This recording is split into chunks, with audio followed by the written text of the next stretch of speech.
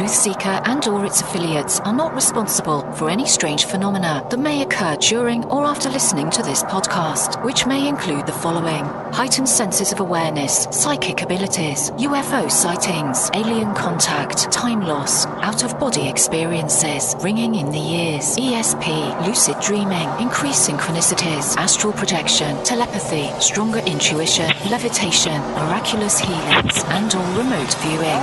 Please be advised to listen at your own discretion.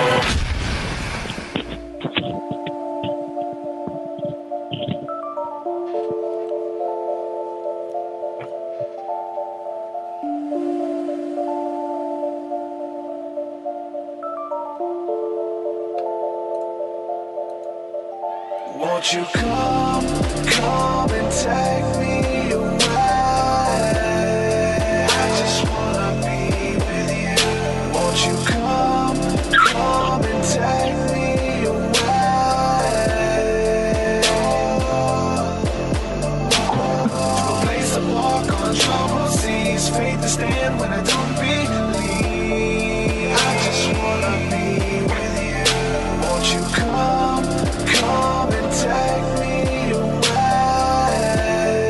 I just wanna be with you.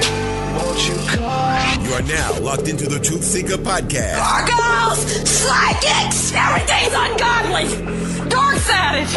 Streaming live at truthseeker.com. She's not a Christian! Give it up, y'all. Your portal to the paranormal, esoteric, and all things spiritual. She's tampering in dark sided stuff! And now, your host, Truth Seeker. Yo, what's up, ladies and gentlemen? I'm your host, Truth Seeker. We're back with another exciting episode of the Truth Seeker podcast. I want to say peace and blessings to everyone who's watching this live, everyone hanging out with us in the chat rooms right now over on YouTube. You guys are awesome. So tonight's show, I've been looking forward to it for a while. We've been trying to make this happen for a couple months now. Good friend of mine who, when I first got back into podcasting, this is like, I want to say 2012, 2013, the first show that I did on my podcast, it was entitled The Awakening Podcast. The first guest that I had was Danny Wilten. And so he joined me for the first episode. And it's been several years now. So when it comes to research, when it's come to the topic matter that we're going to be discussing tonight, he's dug a lot deeper. First of all, it was deep to begin with, and some of the information and knowledge that he was bringing to the table. And now so much has happened. Some of the stuff, I've been so behind these past couple of years doing research, man. Some of the stuff's way over my head now. Someone who was, a person that everybody looked up to as far as knowledge and research and understanding. And these last couple of years, man, I've been just trying to interpret what I've already learned and put it into proper perspective. Then I go back and check on some of these other guys, Danny Wilten being one, and some of the knowledge is way over my head. So that's why we have him on tonight to go into some of this information about Orion's Nebula, which is something near and dear to my heart, and some of the other stuff he's into.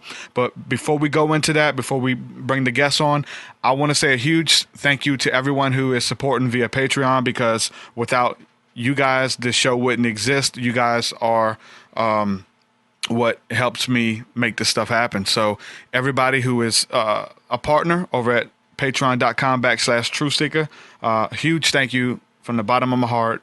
We have a new patron who just joined the team, and this is Lionel Anderson.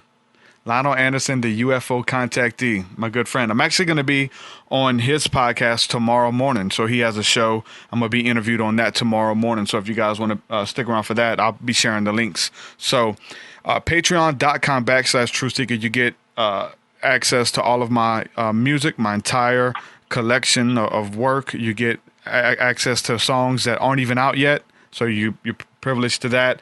Podcasts that we haven't released that aren't public, you guys get instant access to that, and a whole bunch of other cool stuff, as you guys can see there. And so immediately following this episode, we're going to do a patron-only hangout. So those of you who are watching who are patrons, be checking your email. So as soon as this episode is over, you guys will get a private link to come on and hang out and talk about whatever. So head on over to patreon.com/truthseeker and support for any level of giving. And you guys can come on the team and be a part of what we're building. Thank you guys so much, everybody. So without further ado, my good friend, Daniel Wilten. Daniel, welcome to the show. How's it going, man? How you doing? Okay.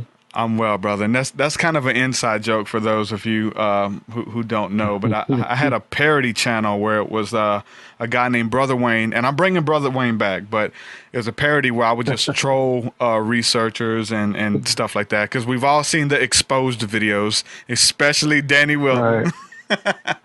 Danny Wilton has seen his fair share, and he's done his fair share, right? So. I just don't sit tight. I fight back sometimes. Yeah, I know, right?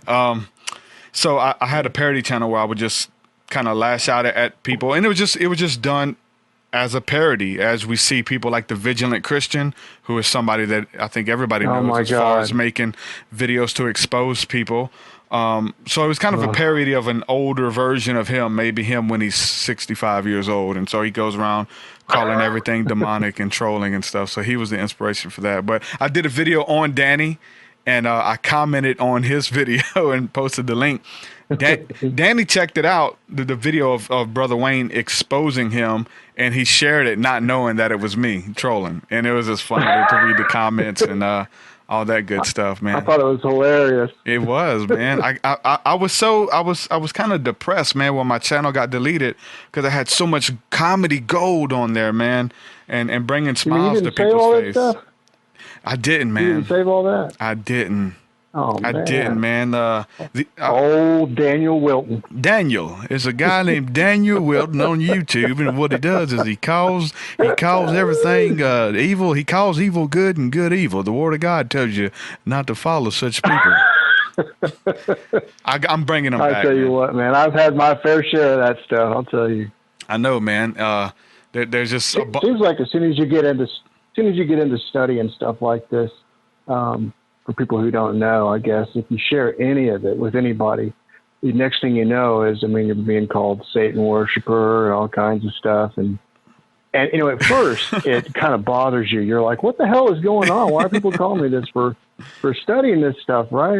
Come on. Mm-hmm. And I guess, I don't know where they learned to do that, but I guess somebody told them along down the road that you're not supposed to be looking at, stuff like that. Keep your head in the Bible and all that stuff. And, it's good to read everything, but then once you stop getting angry at them, then it just becomes funny and comical, and you kind of feel sorry for them at the same time. Yeah. Yeah. Actually, speaking of the Vigilant Christian, man, I'm saying I personally like to talk to everybody, like from all walks of life or whatever. So I was supposed to have him on for an interview. I had a deal with him. I was going to trade out some work for him because I do graphic art. I made a deal with him. I'd do some graphic art for him, and he'd come on for an interview. And he said, okay. I made him some graphic art, and he was supposed to come on. And I didn't want to be exposing nobody, nothing like that. I just wanted to talk to him about why he's doing what he's doing, how he got there, what's working for him, those type of things, right? And so he was going to do it. Mm-hmm. And then I had an interview with a guy named Brandon Barthrop, who's a friend of mine, they did a Vice documentary on him about the Christians who were getting high off of God. And it was a huge Vice documentary. Had him on my show.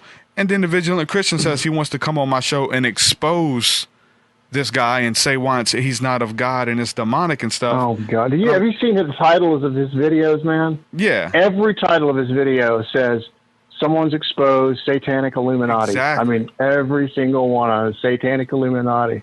Mm-hmm. Oh, my God. It's like, you know what I'm saying, the clickbait stuff. And I remember years ago, man, when I was online, man, I would say, if I would have to guess, I'd say 2009 maybe, to where like there was only a few people doing those exposed videos, right? And they were big on YouTube, and you know what I'm saying, they were known for it. And now, the whole comedic thing behind it for me with the whole Brother Wayne thing is that everybody's doing it, and everybody is an expert. So they can, they watch one video on somebody, then, you know what I'm saying, now they're an expert, and now they can go out and expose people and do all that kind of stuff. It's kind of funny. It's kind of comical, but yet, like you said, it's sad too, Yeah, and so what happens basically is that, and I don't know whether some of these people are paid or what the deal is, but if you're a real researcher and you get into your research and then somebody does something like that, Next thing you know, you hear about it. And it's, so it's okay to respond maybe once or twice and stuff like that, or maybe once in a great while, because if you never respond when someone or when people do that kind of stuff, it just makes you look like you're guilty, because it makes you look like all these people are accusing you and you're not saying anything back. So there's obviously something going on. If you were like a public figure and really large, it would make a difference, right? But Yeah. when you're smaller and you got these other people trying to do that, if you never stick up for yourself, then what ends up happening is it makes it look like you're guilty. So you got to stick up for yourself once in a while. The problem is that if you do it too much, then it distracts you from your research, right? Then you spend all your time trying to fight these people instead of doing what you wanted to do to begin with, which is research this stuff, right? So there's a fine balance between all that kind of stuff. And the way I look at it is, I make my point. If somebody keeps harassing me, I'll make one video, make my point, and then I'll leave it alone. But I think they're kind of, what I'm saying, trying to punch up to get the attention of the researchers or of the people. So they say, you can get 1,000 positive comments all day, and those comments are near and dear to our hearts. They help us. They motivate us to keep going. It's like a pat on the back. But that one comment, oh, Danny Wilton's a fake, blah, blah, blah, blah, blah, all this stuff, for some reason, it sticks out to you. And so that those people know that if they dig and they dig hard enough, they can get us to respond. So early on, it was, for me, was like thinking that I was, I guess, on the offense by being quiet and not responding, because they're just begging for my attention and the attention on the platform that we've built.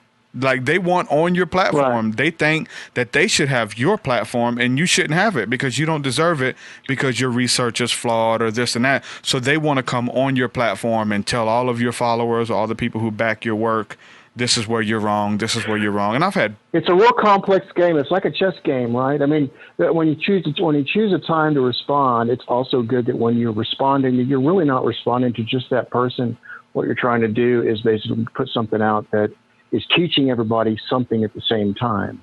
So, like, whatever it may be, like, I remember I got bombarded with all these flat Earth people for a while. Okay, I don't know where they came from, like out of the woodworks, just coming at me, and so I eventually had to put all my YouTube videos on approve for the comments, because I was getting so many of these damn things. Yeah. So finally, after so many of them, I said, I'm going to have to make a couple videos that show people where I stand on this crap, because then all these people on Facebook and everything, so what do you think about this? Because nobody wants to research anything themselves. They just want to ask you what you're doing, right? That's what they do in church too, man. What does the pastor say about it? That's what he says. That's what I believe. Exactly, right. Nobody has an opinion of them, from themselves or whatever. And that actually is pretty much the same everywhere. Most people's opinions don't come from themselves. Mm-hmm. They usually come from a university or a teacher or some other person. But very, very few people have sat down and actually looked at things themselves. Yep. That's the weird thing, man, because I got hit with the flat Earth thing as well, and I've said it before. I'll say it again, and I think it's the funny thing was the last 2 times I was supposed to have you on the show, not for any particular reason, but I was supposed to have Santos either right before you or after you. Both times we tried to make something happen, and I had Santos on the night before last, and he went into flat Earth or whatever, and the reason I stayed away from flat Earth is because and I told Santos this, the reason I stayed away from it is because I seen what it did to Santos and his following. Like, somebody who's research a lot of people looked up to, syncretism, astrology, everything he was doing, and then he jumped ship with flat Earth, and he kind of became the laughing stock of that community. And I'm like, well, I bet he started going around calling everybody demon worshippers, and why did he do that? Called me I don't know. He called them demon worshippers and everything. He used to call me, what is it? Okay, so the feud... masturbator par excellence. I've seen that. What is it? Cartoon. It just cracks me up. I mean, where does he come up with this shit, Yeah, but like... it's crazy. Did he start that or did you? Because I'm not following. I've just seen little pieces here and some of the stuff you've done. But who I've took always had the a first problem. jab? Well, I've always had a problem with Santos because of this has probably gone on for a long, long time. Mm-hmm. So we have a history, and the history goes all the way back to when Dee and I used to do the radio show, and then so we were, I was kind of new to it all and everything like that. But I'm also a systems analyst. Okay, so in my real life, what do? I analyze stuff. I develop software. So I'm always analyzing things to the detail. And if something doesn't make sense, I recognize it pretty quick. So the first thing when I noticed is that when I was looking at all this kind of stuff, because I approached this whole Orion Nebula standpoint from not something that was pie in the sky, some kind of crap like that. I was approaching it like an analyst. I actually saw something I could analyze and I could prove, right? Mm-hmm. But when I heard him started doing this wordplay crap, and then I noticed that this other guy, what's his name? Cullen? Real popular guy. Huh? No, he's a real popular guy. That's one of Santos' mentors. I forget what his name is. Jordan Maxwell? Yeah. No? Yes. Jordan? No, yeah, I think that is him. Okay. Anyways, they started doing that damn wordplay, and so I started looking up on YouTube other people that had done the same kind of stuff. And then I started reading about it. I was like, well, this is all bullshit. What the hell's going on here? I started reading all that stuff, and I found out it's a form of psychological mind control, because they start using words that sound the same, and they pair them with others, and it disconnects the association inside of your brain of what one thing means to another. Like so that way when people who are religious people, when you say the Son of God, now they think, oh, you're talking about the sun in the sky. Exactly. Right? But you're not, because the sun, the way that sun mean, or what it means actually, and what it was written like in Hebrew are two different things. And then when you start digging into all of that, so you have to kind of dig, right? But most people don't dig, so they just get wowed by these things that sound the same. Mm-hmm. And so these people just make up all kinds of crap. Yeah. So him and this Truth Heresy guy and a few others. And but I think on the flat Earth, when I heard Santos was into the flat Earth, I think I made a quick video about it, and it wasn't too much longer after that. Where who's the guy that does the Matrix videos? You know who does that? I'm not sure right off. He's really a good guy. You're probably talking about Jordan Maxwell, right? Yeah, I'm not talking about him. I'm talking about the other guy. He wears glasses. He said he was one of Manly P. Hall's best friends. Yeah, that's Jordan Maxwell. Yeah, I'm not talking about that. With Santos, yeah, but I'm not talking about him. I'm talking about somebody else. But anyways, so I made a video saying, Santos is now looking at the whole flat Earth thing, and it wasn't after that. Too much longer after that, he started making all these videos and going online about me being a demon worshiper and everything like that. So I started capturing a little bit of his stuff, and I was like, this guy's gone nutball. I don't know what they did to him, but he's gone nuts. And anyways, so it was just something for a little bit, and then I realized he's totally lost it, so I just let it all go. Yeah. Got back into my research again. So from their perspective, so do you think this is an art that they have studied and they pursued as a stance or like a art form to like? What are you talking about? This wordplay? Like the wordplay. Do you?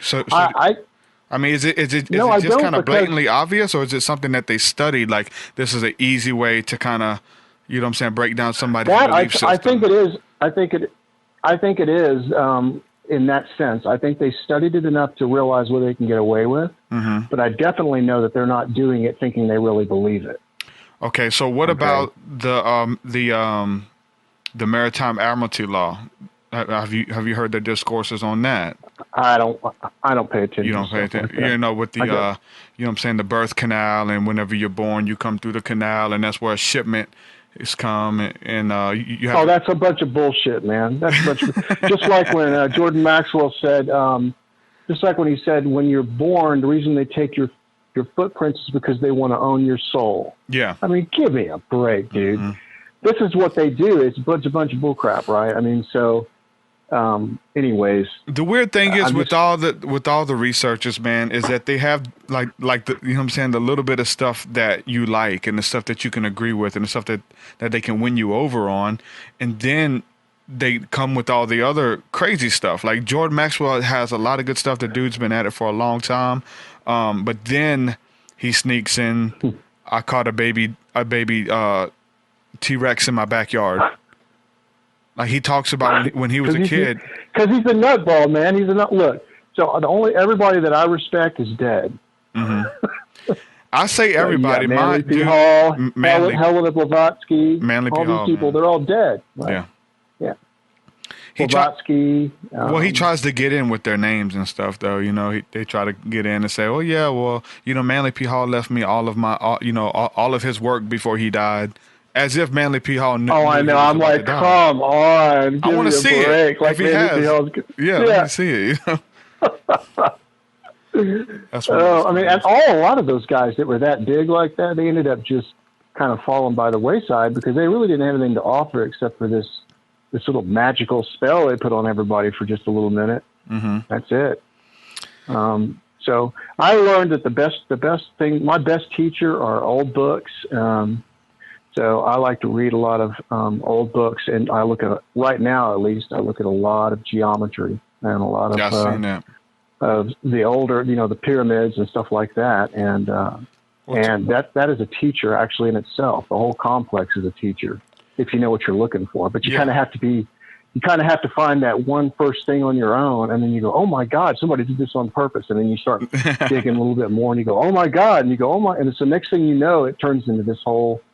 It turns into some huge thing, and so now I'm doing all kinds of research on just the different ratios of the pyramid and PIDs and geometry and all kinds of stuff like that. So, well, talking about the pyramids, we understand that they're lined up with the 3 stars of Orion's belt, and I think the work that led me to you was the Horsehead Nebula being in the paintings from who was it? Was it Da Vinci? It's the Orion Nebula, actually. Okay. Actually, it's the Orion Nebula. There's the painting that you find with Michelangelo. And in most of the other paintings, but those 3 pyramids being lined up to Orion is definitely one possibility. I think that there's other possibilities as well. As I've been studying this, the Orion Nebula doesn't lose its importance just because there's other possibilities. But I think that these things had multiple things that were happening at once. In other words, when they built these things to show you something, it wasn't to show you one thing. It was to show you many different things. For example, right? So you take a look at Khafre, which is the middle pyramid, right? And the middle pyramid has a side length that's very specific. And when you look at all this geometry, including Stonehenge and stuff like that, the side length of Khafre is in feet, the exact same number that you find when you take a look at the square root of 2. Now, I know that doesn't mean anything to you, right? But square root of 2 has a very specific number, and it has very unique qualities. And it's specifically related to a square, okay? So it's one of the only things that the only number that I know of that you can divide by 2. So if you take the square root of 2 and you divide it by 2, you get side length of Khafre, which is the 707.1067 feet, right? Take that and you divide that by 1,000. What you're really doing is you're turning the pyramids into ratio numbers rather than large numbers, right? So the Great Pyramid becomes 0.756 and Khafre becomes 0.7071067. So when you look at them like that, now you're looking at them as ratios, which is what I think they're trying to show you.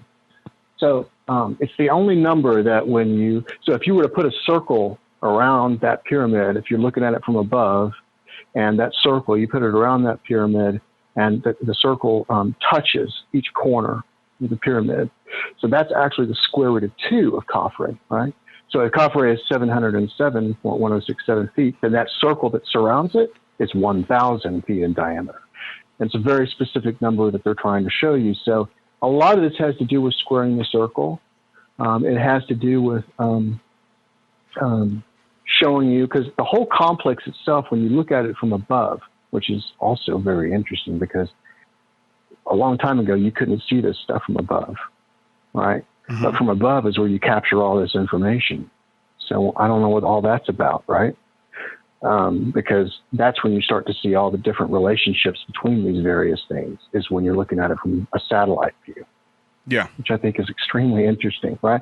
That means that they designed it for somebody to look at it from above.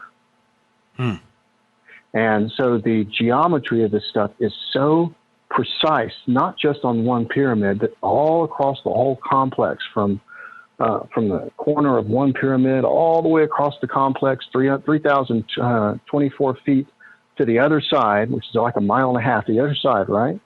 Oh, no, it's just like a mile or half a mile, what it is. But to the other side, and the geometry is in like within a 2-foot range of accuracy, what they're trying to show, which I think is absolutely amazing. It's like if you were to put an architectural drawing on a piece of paper and look at it from above, they're so exact with that shit, all the way down to, 3,000 feet away, you're in a margin of error of like 2 feet.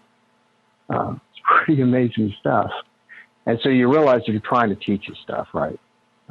As well as Stonehenge and that kind of stuff. So it's really interesting. But right now I'm crunching numbers, and a lot of people aren't really too interested in that. And I've been on your timeline. It's just, like I said, totally blowing me away, man. So I've had to go back to basically school on my own when it comes to math and relearn a lot of this stuff, trigonometry and all this kind of stuff. I've been doing it but now I have a reason, and in school they just teach you this stuff, and you're like, what the hell is this? I couldn't stand math in school. But now it's not about liking math or not liking it.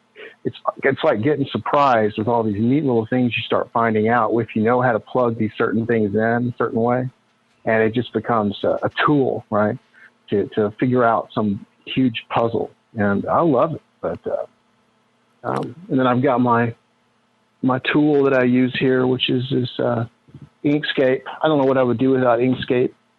It's free, and anybody can download it, but you can start putting in geometry and calculating things out, and you can look at exactly what you're trying to see visually, which is something I could never do when I was in school. I couldn't, they teach you something. They want you to memorize all these numbers and formulas. That did nothing for me.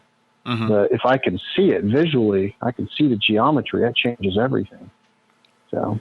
Well, I seen some of the work you were doing and showing, almost like I think it was a picture of Stonehenge, and it was like if you was to lay Metatron's cube right on top of it, it fits perfectly with all the points that are in Stonehenge, and even some of the things that are set up around it, some of the other things, right? So are they trying to, I don't know if that's how they build it, just using geometry, or are they trying to show us that there's power embedded within the symbols and stuff? And because I know, but that power is not some special kind of, you don't think power is the knowledge of what's contained within inside those numbers. For example, why would they make Stonehenge 360 feet in diameter? 360, we see that in circles, right? Mm-hmm. We know the circle has 360 degrees, but why make it? You could have any circle the size, diameter be 360 degrees. Why choose one that's 360 feet in diameter as well? So when you start looking into that and you look at the size of these things that are inside of it, and you realize that the size of the things that are inside of it, things like 72 feet in diameter, 108 feet in diameter, things like that, and you start looking at those, you realize those are also angles. Those are angles of things of like stars. Stars have angle, or 5-pointed stars have angles of 36 and 144 degrees and stuff like that. So not only are they using the size, but they're also using the distance. And then you realize after a while that all these angles and stuff like that in these circles, the way that geometry works within itself, there's something special about the numbers, how you get from one to another. And that's kind of what you see. And that's the way kind of the universe is. I think that's what they were teaching and what they were probably also learning at the same time when they were doing that kind of stuff. They were testing things and trying to see if they were right about certain things. And I think the people that did the pyramids already figured all of it out. Mm-hmm. So do you believe that, kind of like the feng shui and the way that we have things set up, it helps for the energy to kind of move and shift, in a space? Is that what Stonehenge is for, and the pyramid set up so energy can move and be conducted? And whether it was like, you know what I'm saying? No, I don't think so. So you don't think they were into that at all? It was just how they were building their structures, or what? I'm not saying that they were into that kind of stuff, but I don't think that they were into it just because of something magical. It's because they knew something, right? Mm-hmm. They knew something that made sense. It wasn't just because you place things a certain way and, lights come on everywhere and you see angels flying. It's not like that, right? It's like science is what it is. But it's the kind of science that we're not allowed to or are steered away from nowadays. And which is one of the reasons why I'm doing research behind this stuff, is because I've learned a lot of things that people have been taught that are wrong. Mm-hmm. And lately, I think this whole thing around pi, I think, is wrong. And the more I discover, and the more these pyramids and what they're showing me, the more I know that it's correct, that it's wrong what they're showing us with all that. So. And then I started looking for how they're deriving pi and all that kind of stuff, and I realized how they got the numbers over the years. But if you go and try and look for that online and look for something in detail on how they just derive it, it's ridiculously complex and it doesn't make sense. And especially when you start taking a look at it in association with some of these ancient megaliths, you realize that these guys knew something that we've lost. And that's the reason why you see a lot of the old stuff like that. You see things that look like high technology that no longer exists. We're all baffled about how they did this, that, and the other, but that's as far as it goes, because nobody wants to admit that they were smarter than we are in a lot of ways. It would hurt our ego too much, I guess. Yeah. So as far as like aligning with the stars, I mean, I know that, the ancients definitely venerated the stars, and they, tried to line up things with there, and they, believed in, I think if we look at the ancient writings, even with the Bible, just looking at it about astrology and symbology and stuff like that, what do you think the secret to Orion is? Like, what do you think it is? Do you think it is a stargate? Do you think it's a portal? I mean, what do you think is so special about Orion that the ancients knew that they hid it in all of their stuff? Or is it the geometry that was sacred to them, that's what they were hiding and everything?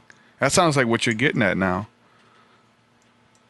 Well, what I'm doing right now is I am trying to go over in detail some of the stuff that I didn't do when I wasn't using a lot of the math and geometry and stuff like that I'm using now. And I know that the two connect, but I have to get into more detail on this before I can make the other connect. There's what you're asking for is extremely difficult to describe because it touches in areas that nobody has ever really thought of. And so therefore, to explain it, it's like trying to explain the color blue to a blind person. How do you do that? Mm-hmm. And and I've spoken to a couple of master Kabbalists about this as well. But there is this old saying, and you find it in the Emerald Tablet, not tablets, which everybody keeps bringing up all the time because there's only one. There's only one Emerald Tablet. And so it describes things like, if you take a look at the as above, so below thing, and people don't really understand what that means. You hear them quoted all the time, but they don't really think about it. As above, so below has something to do with the way things are constructed in the universe, both physically and mentally. I'm not talking about just physically. So for example, say you take your body and you were to magnify it 1 million times, right? To where now your body doesn't look like your body, but it looks like a whole different universe containing other things, right? But you would find that there would be a similarity between your body or this universe that we're in versus the universe that exists inside of your body after magnifying it by 1 million times. There's some kind of a correlation or a similarity there. There's also a correlation and a similarity in the way that thought transpires. And this gets into Plato's archetypes and things like that, the world of forms. There's this world that exists that has the perfect whatever of everything. And so when we kind of think about things like the Orion Nebula, and if you look at all of the ancient Hindu texts and stuff like that, as it describes kind of the descent.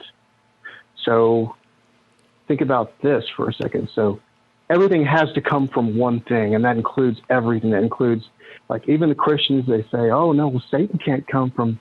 No, that's not true.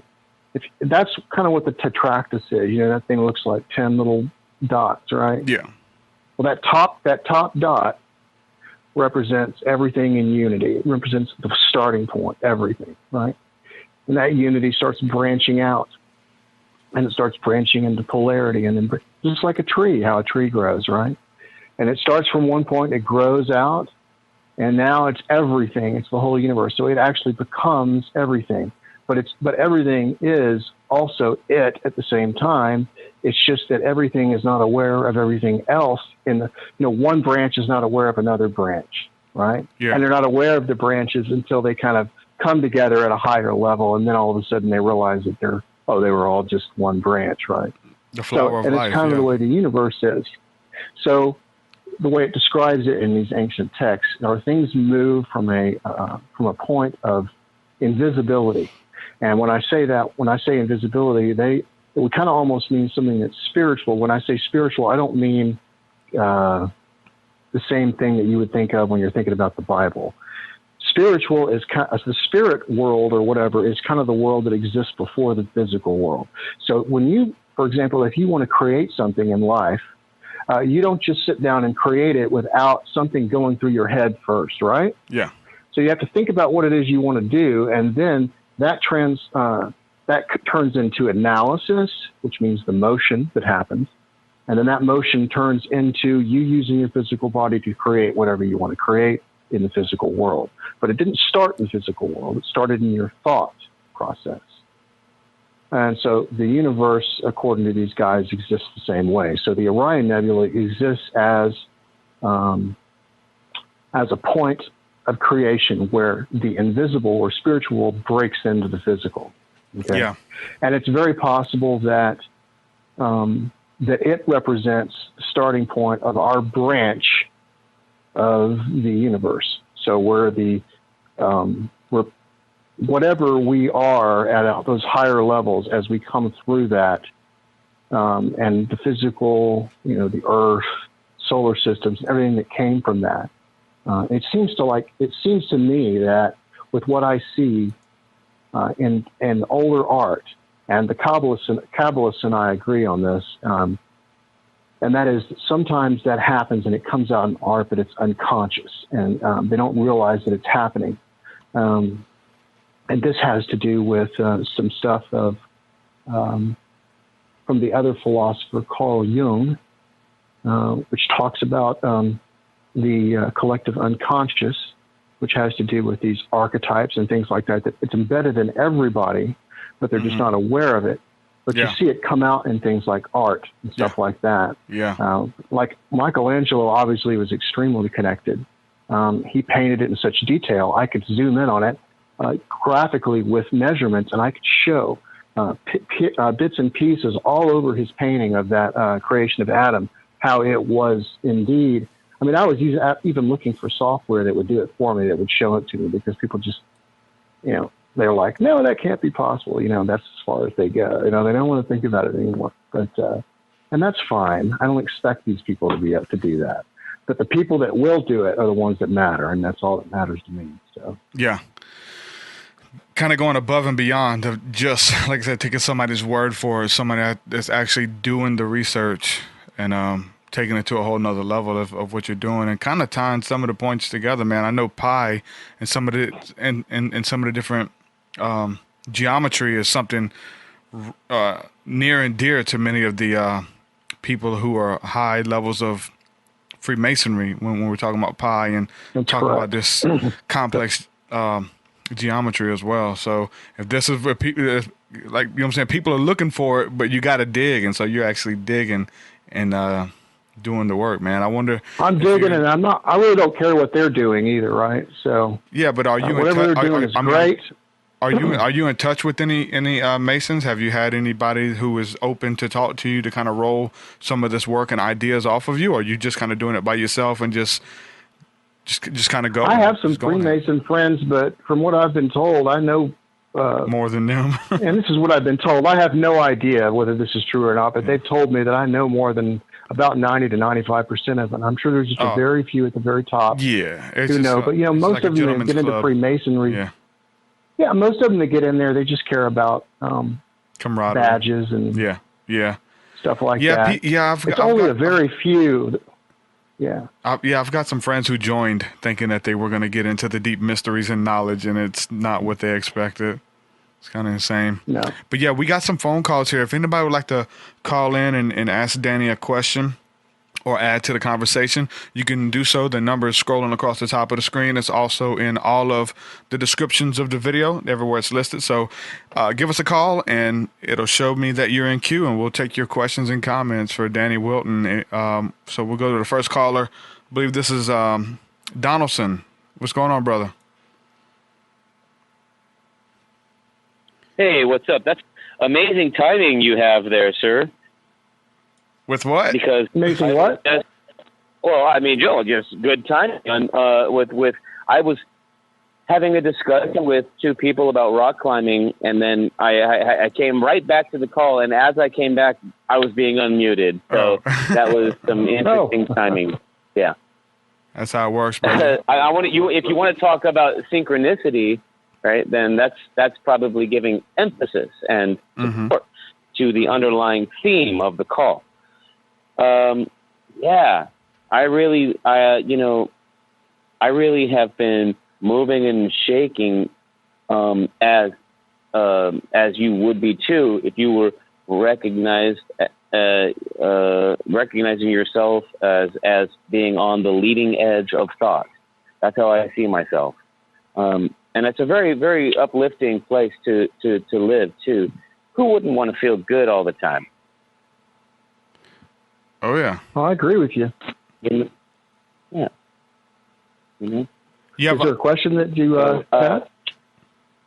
What's that? Do you have a question or a comment for Danny Wilten about any of this work we're talking about? Well, I barely, to be honest with you, barely chimed in. And then as I chimed in, I was paying attention. Then I got distracted. Some people were climbing up the side of a building, and it was like a rock climbing adventure. And I had to administer first aid. So. Oh wow. I was. Oh, so you kind of been distracted, huh? Yeah, just for a moment. Yeah. So what? I mean, if I could get one sentence to describe the theme of the call, and I'll ask a question based on that one sentence. I already know that it's about spiritual awareness in our modern times.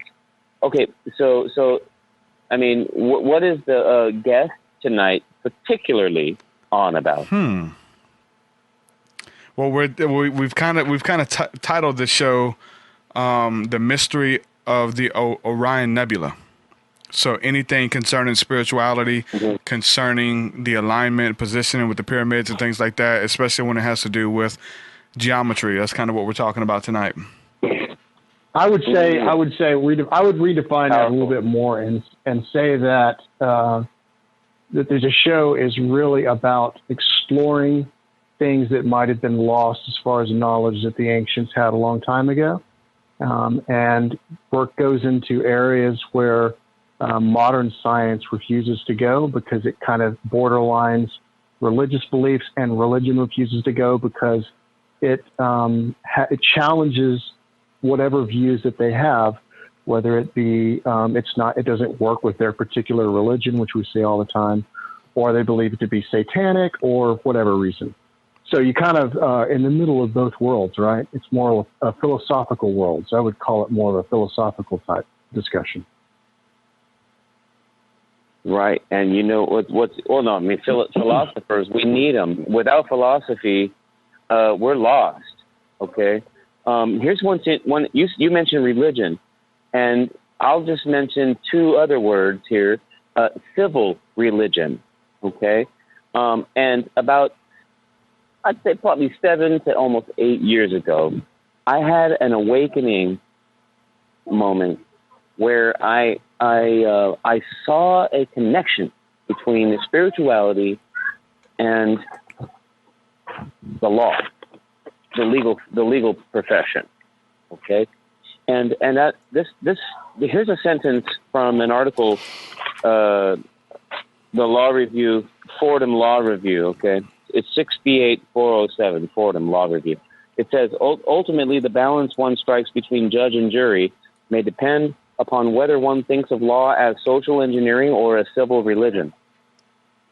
And there's other areas that I could sit here and touch on as well that would highlight the point here undertaken, and not to the detriment of the group, but actually to the benefit. Okay, simply because everyone has their individual talents. And as we actually come to terms with who we are, right, those talents become extremely emphasized.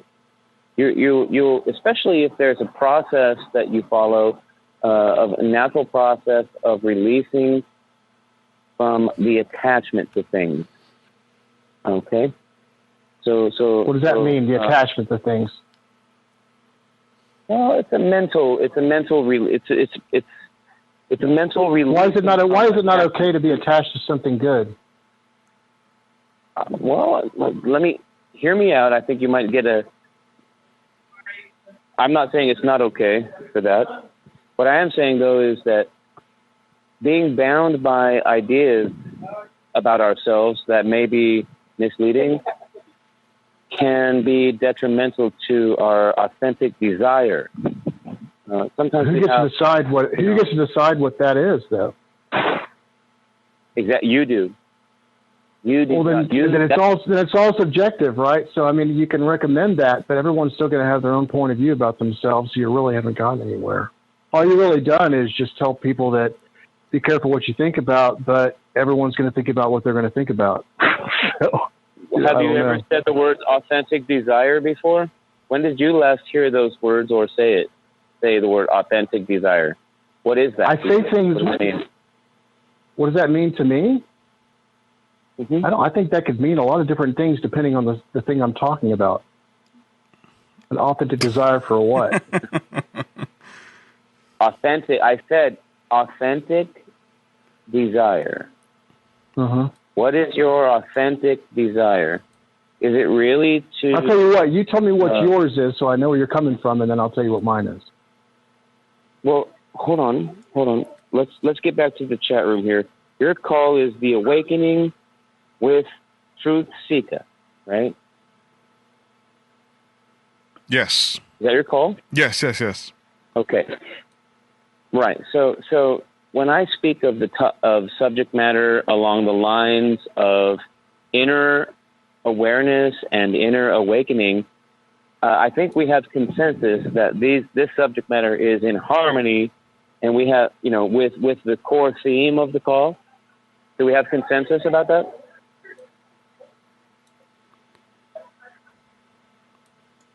What do you think, Derek?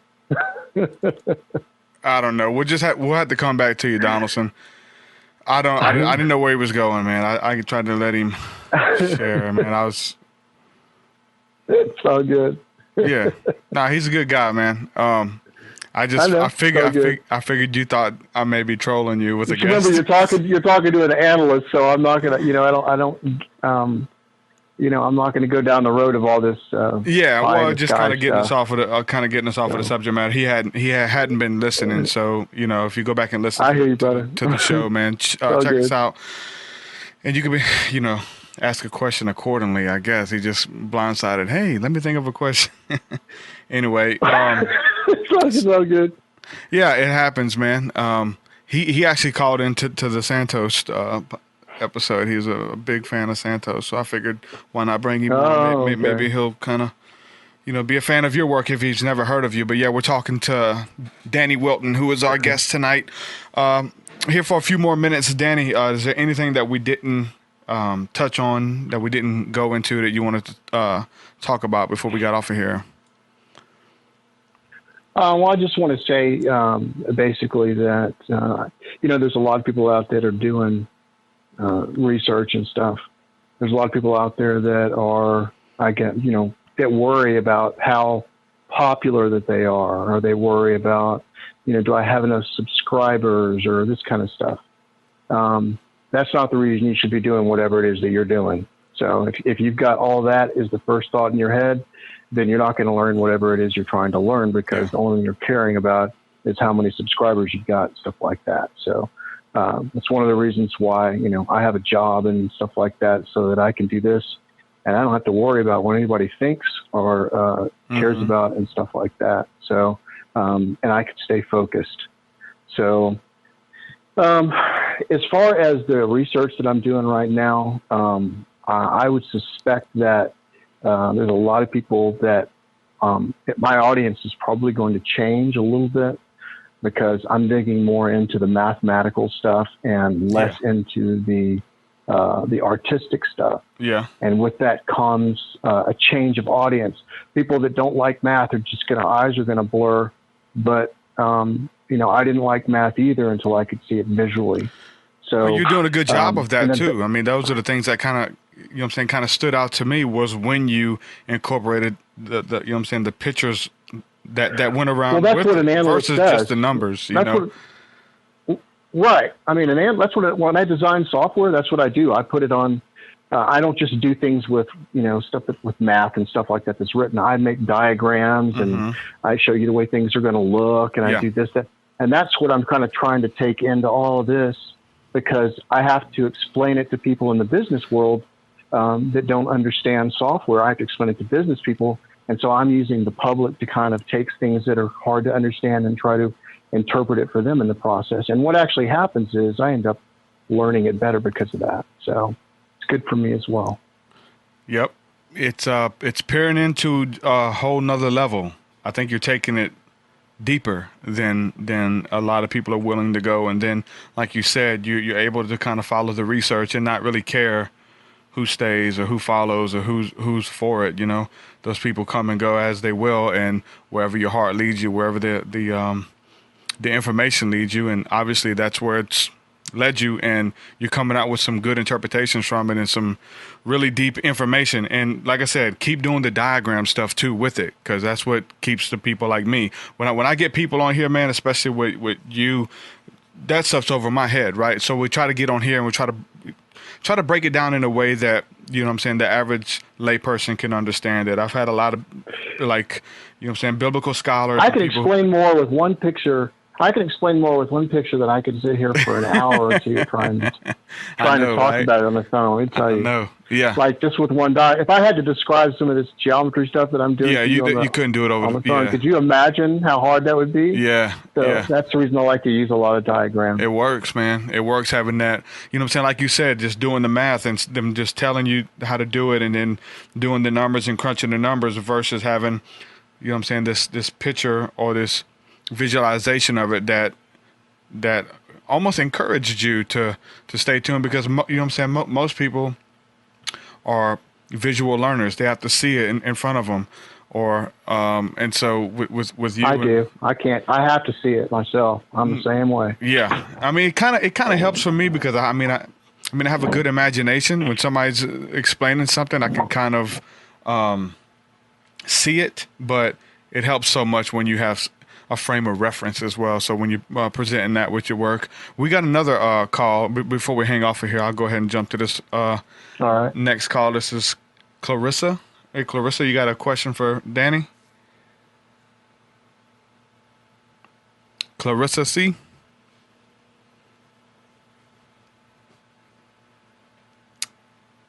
All right. Probably just listening. A lot of people call up and listen, and you put them on. I didn't know there was a chat room. Yeah, there's a couple of them. There's a couple chat rooms. There's one on YouTube that's going live on YouTube, and then the one on TalkShoe. So we're streaming live on both of those.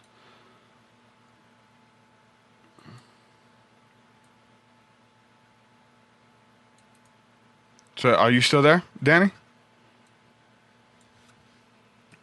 Prizes, right? You start seeing these same numbers popping up all the time, and then you start seeing how the same numbers pop up in Giza complex and stuff like that. And there are all these little surprises, you know, and that's kind of what keeps me going. If I didn't get any of those, I probably would put it down, but I'm always getting these little surprises all the time. And it's forced me to go back and learn how to do some things, but whatever it is I'm learning how to do, what I didn't remember how to do in math is sticking this time because now I have a reason.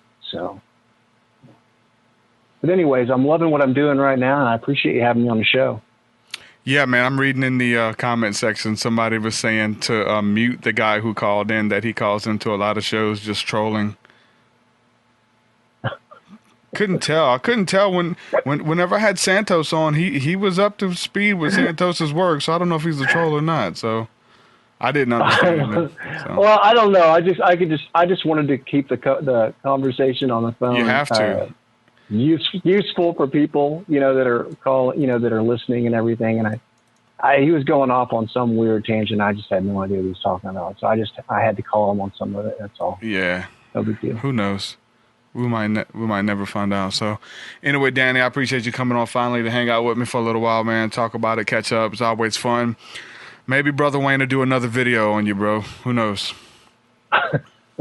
Right. Tell Brother Wayne I said hi, but I am going to show up in the church, but this time I'm stealing the wafers and wine. That's what's up, brother. All right, man. You have a good night, bro. Thanks for hanging out. All right, brother. Take care. All right. Peace.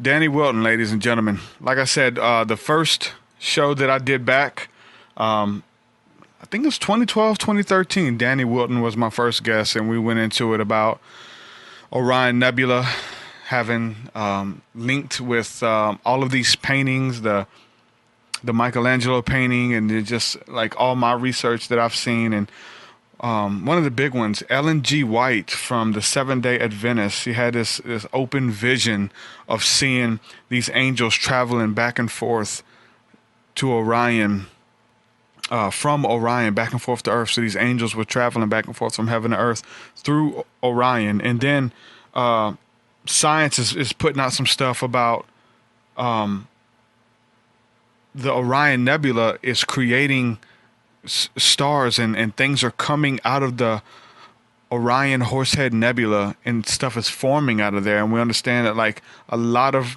religions, a lot of texts talk about Orion being where everything is formed, where the horse, where is the seat of all creation, that everything comes out of this Stargate or something like that, right?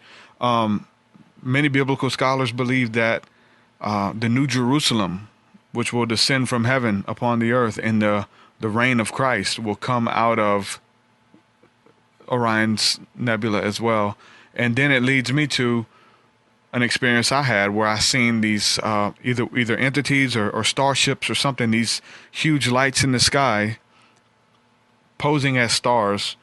When I seen them and noticed that they weren't the stars that they were posing as, they lit up really bright and they flew into the Orion Nebula, into pretty much into the belt of Orion. It was awesome. Blew my mind. They were just sitting there posing as stars, and then they lit up and they flew into the Stargate. So a lot of my work, a lot of my research is formed around Orion. And then I think it's awesome. I think it's beautiful to read the scriptures and see that Orion's mentioned throughout the scriptures as well. Orion is mentioned of in the book of Job, which is like the oldest book of the Bible. And it talks about Orion. It talks about the Pleiades, the seven sisters, the seven stars. It talks about the bear. And when we talk about the seven stars, which is the Pleiades or the seven sisters, it says as well, it talks about in Revelation that Jesus is the one who holds the seven stars in his hand. And so all of this stuff starts to make sense, and everything starts to connect when we're talking about astrology and astronomy in the Bible and how it has a huge significance. And even where God tells his people to follow the signs in the heavens. And Jesus says to continue to watch the skies. And the word skies is the same word as heaven. So all of this stuff just starts to connect when we do the proper research, whether we're reading it from a Christian perspective or, you know what I'm saying? All the other holy books talk about this stuff, man. It's crazy. It's old. Like Job is the oldest book in the scriptures that's given reference and naming Orion, the Orion Stargate. It's deep, man. So anyway, this is the end of the show. And I just want to let you guys know that if you all want to join the hangout, that we're doing the first Patreon hangout after this episode. Check your email. And if you're not a member yet, go to patreon.com/truthseeker. Sign up at any level. And as soon as you sign up, I will send the email out where you guys can join the chat and we can hang out for a little bit, talk about whatever you guys want to talk about. Just hang out, do whatever you guys want. So we'll be available here after the show for about an hour or so. So head on over to patreon.com/truthseeker. And like I said, you also get rewards and all kind of stuff. So much higher than mine. So much higher than mine. So much deeper than mine. So much deeper than mine. Well, that does it for this episode, folks. To hear more episodes of the Truth Seeker podcast, head over to truthseeker.com. And if you're wanting to support the show and get rewards, go to our Patreon page at patreon.com/truthseeker.